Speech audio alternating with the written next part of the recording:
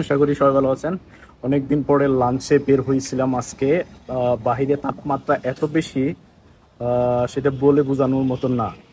Temperature দেখাচ্ছে এখন 39 degree, feel লাইকে 45 45 degree. দেখেন আমি সিগন্যাল আছে এখানে দাঁড়াইয়া।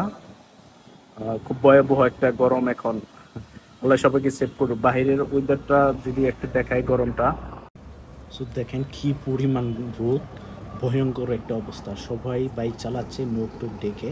আমার পাশে যে খোয়াই দিয়ে মানে ফুড ডেলিভারি ম্যান, দেখেন এরা কি পরিমাণ কাপড় চোপড় পরছে গরমে।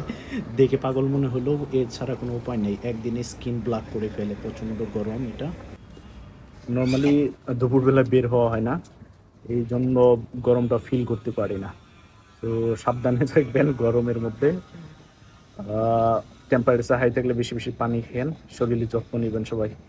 গরম কিন্তু খুবই ভয়ঙ্কর, বিশেষ করে বেইজিংয়ে দেখতেছি এখানে রাস্তার মধ্যে ডিমবাজি করা যাচ্ছে, এরকম টেম্পারেচার। তো খুব সাবধানে চলা দরকার।